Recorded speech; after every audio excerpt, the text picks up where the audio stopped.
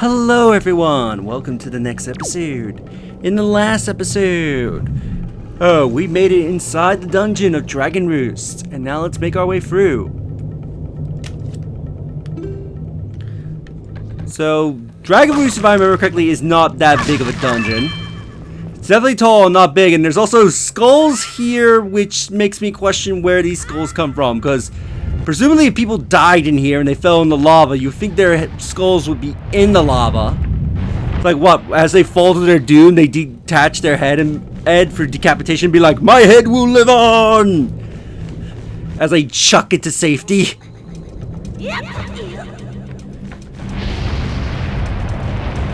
Anyway, we got these keys,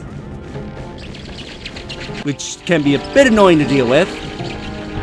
Do not try to fight them on the bridge, because you can cut the ropes, and if you cut too much of the ropes, the bridge will give way, and you will fall into the lava below.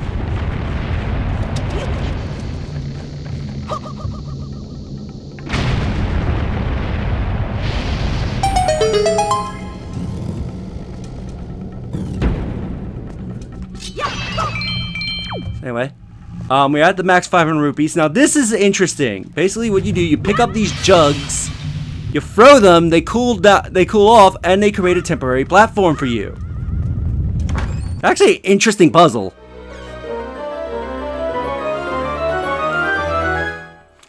And in here we get the dungeon map. So now on my bottom screen, I can see the entirety of the dungeon.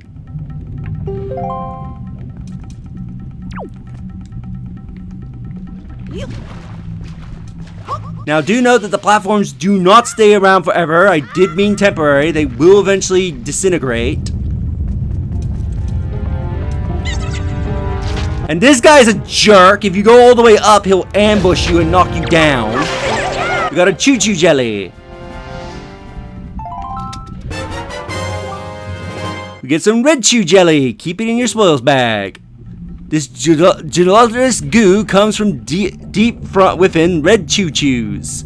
It is effective as a cure for exhaustion, but it can't be used in its current state. Well, if we remember, there was a guy in Windfall that could make such potions with these chews. So, if we ever in need of potions, we know who to go to. Now, this guy will break out of here and ambush you. Now grab his sword, because his sword is a lot stronger than yours.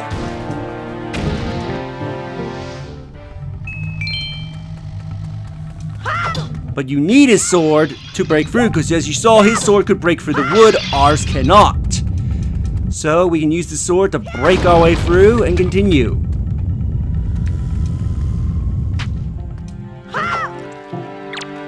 You want to come down?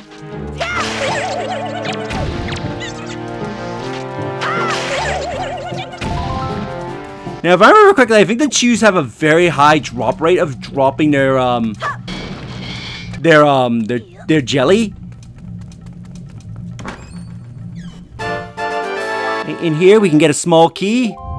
You can get that by throwing the sword up here, as Link cannot climb with the sword.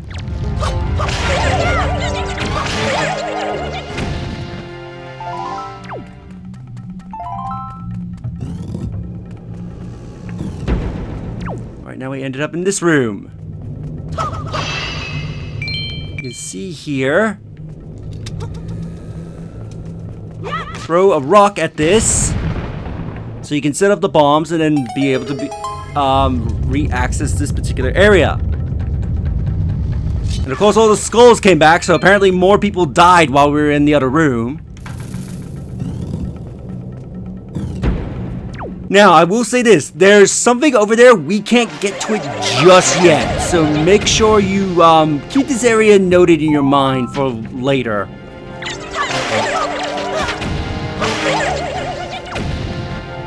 I love the sound effects of the chews when you kill them, the boinging sound.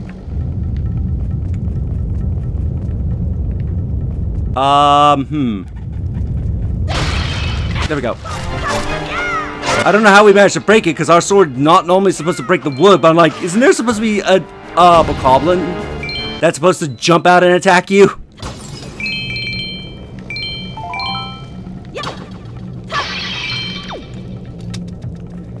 grab this. Set fire to the wood. And press down on this button.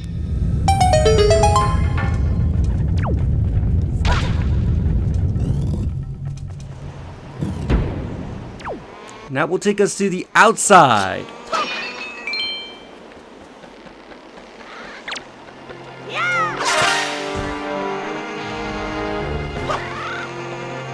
You wanna come for me? Come for me, Bokoblin, or unless you're intelligent. Let's have an epic battle on the bridge.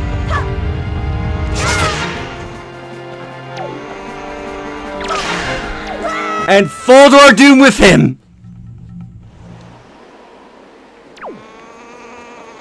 That did not go how I planned. Oh! Okay, apparently cutting 2 ropes was enough to break the bridge with our combined weight.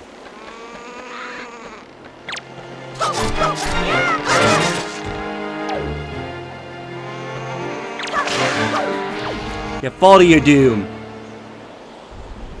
He falls very far. Now, one thing that's actually a change, which didn't happen here, if you knock an enemy down a cliff or into the ocean, their items will actually teleport to Link. If they did drop anything. Now, this is definitely Nintendo logic at its finest. You got this pillar of lava that's shooting out. And it doesn't incinerate the ladder, it just chars it a little bit. That has to be the strongest wood ever. And you got this guy, I believe this guy is... I think this guy is just called a Hammerrock. Because he is related to the Hammerrock King.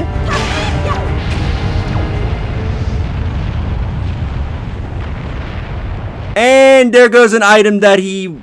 Why didn't the item spawn over here? I'm gonna see if I can get this guy to respawn so I can get his item. So let's quickly double back. Because his item was supposed to spawn on the platform so it's reachable for Link. And he didn't respawn. Let's kill ourselves.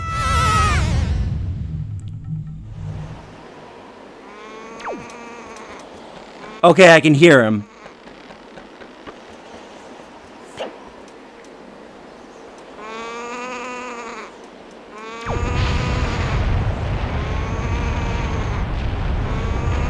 I could have probably made it since I heard the sound effect.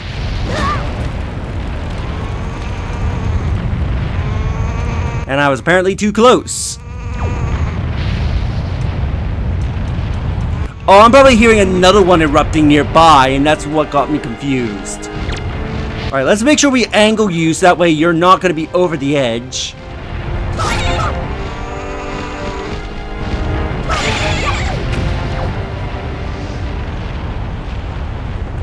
And you're gonna be stingy and not drop your item. Great!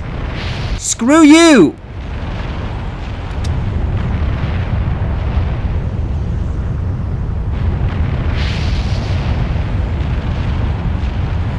Basically what the Hammerrock would have dropped was the golden feather, and we need to collect 20 of those for a side quest. But of course, the first one decided to spawn into the ocean and not come back up. And then this one's like, yeah, I'm just gonna be super stingy and not drop my item. At all. Screw you, Link. Well, I will say this. Once we get a certain item, getting these type of items will be made so much easier.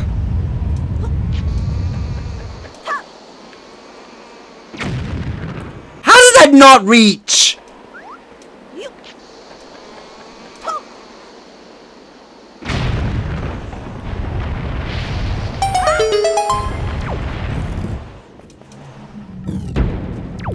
Now this one has some interesting secrets if I remember correctly.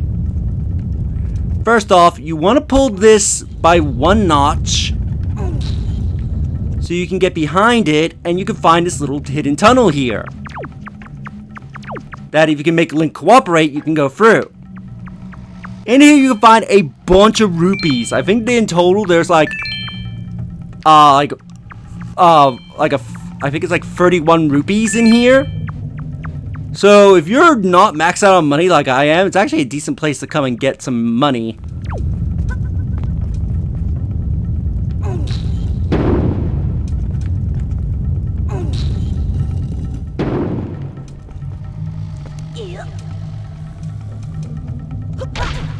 Come on, Link, climb up.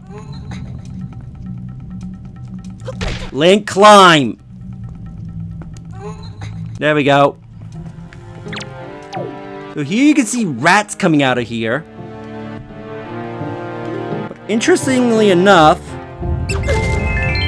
if you get smacked, the rats will be assholes and will make you drop your rupees. Link, have you seen any filthy thieving rats around? Also, how did the King of Red Lions know we have the stone? We didn't tell him we had this. What, did he ram it through our pocket when he saved us? I know they are annoying, but keep your wits about you. They're only rats. If you spread bait near their nests, they may share their store of treasure with you. Why don't you try it? So what he says is true. If you throw down all-purpose bait near a rat hole... Delicious! Hey, I got some real good. I got something real good I'll sell to you for real. So what would it be for ya? So he could give you a red potion or a blue potion. This is interesting because this rat in the original game did not sell these. In the original game, I think he would sell you all-purpose bait, free servings of it. So you could either give him one serving of bait and he'll give you free, or a hoyi pear. In HD, they actually changed so he gives you a potion. Blue potions are really good, but for this early on, they're not. They're a bit too expensive, so we'll get a red.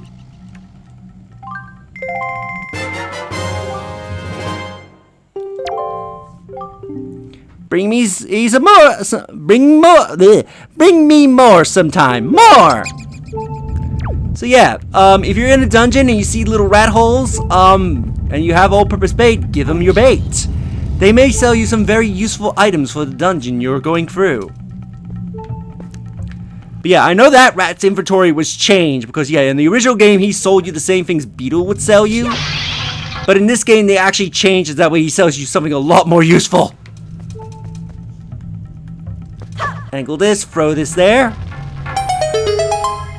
That will burn away the wood so we can get to that chest.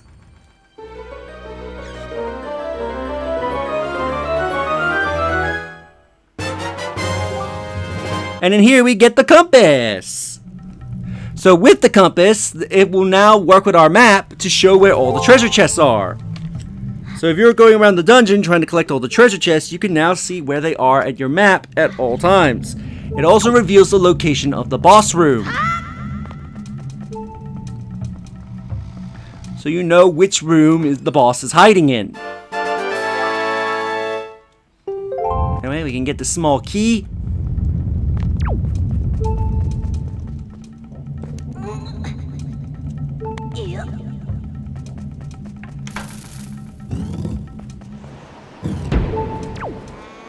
That will lead us back outside. Now we got a little Homerock in the nest here. Here, come after me. And you need to fight him because he's guarding a key.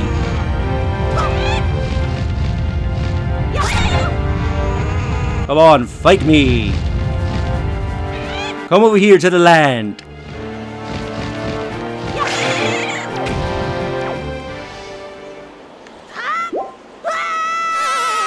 And I get a heart for my troubles. I was hoping you would drop the golden feather.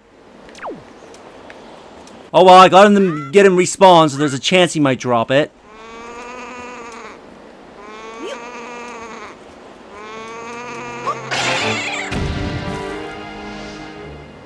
That's a feather!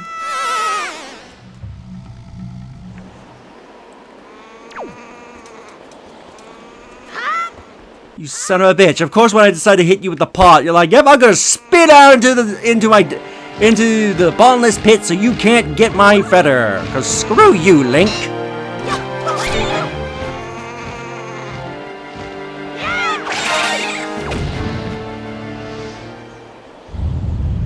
And he dropped a rupee.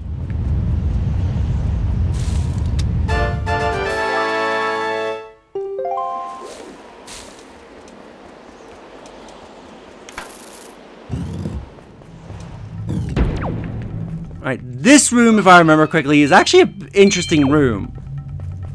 So you come in here. This is not quite the room I was thinking. This room is filled with bats.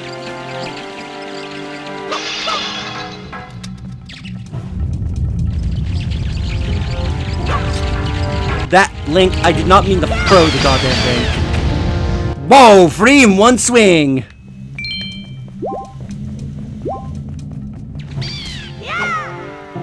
Oh, that's actually kind of cool!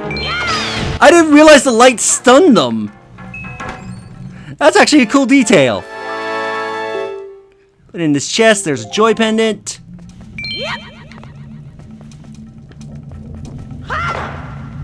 And of course the fire went out just as I was going to smack the wood.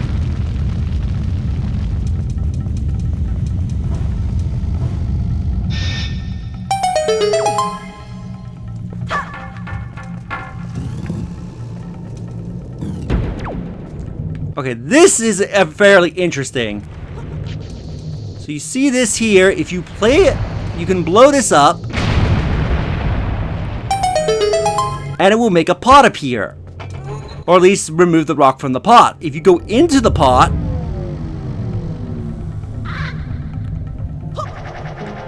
you'll get warped to the previous location. Basically, which I wish more Zelda games did this, there are pots scattered throughout the dungeon. There's usually one at the entrance, one in the midpoint, and one pretty much right outside the boss door. So this allows you to make quick traversal through the dungeon, so if you ever need to like save and quit, you don't have to start from the very beginning of the dungeon. You basically have a shortcut through different segments of the dungeon. Which I find is pretty cool. I wish more Zelda games did this.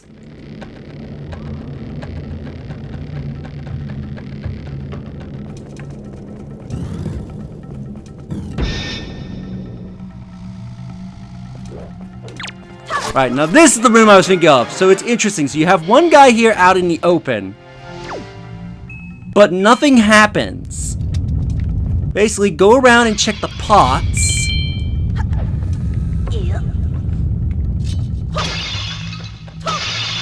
Because the enemies are hiding in the pots.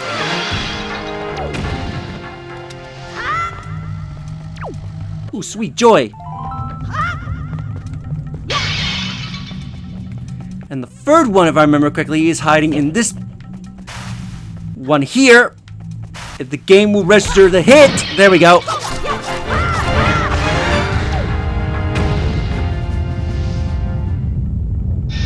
So that will unlock the doors. Yeah, so kind of cool that you sort of have to look for the other two, because once you kill the first guy, you're like, why is nothing happening? Right, make sure you grab one of their sticks to light the other torch.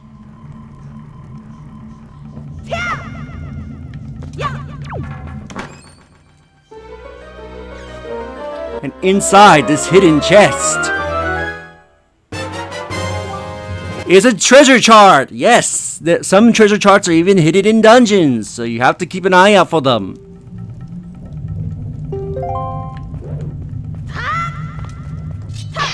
So now, when we're out in the ocean, we can go and get that thing's treasure.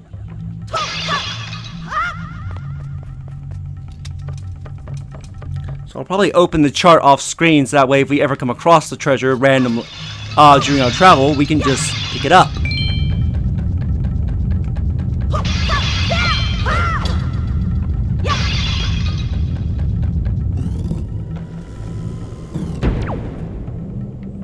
Alright, this room. I think we'll end the episode here, and in the next episode we will continue through the dungeon. So if you enjoyed this episode, do you like the videos? It helps tremendously. Subscribe if you haven't already. Leave a comment down below on your thoughts on this dungeon, and share the video so that way more people can discover my content and help the channel grow. And I'll see you all in the next episode. Later.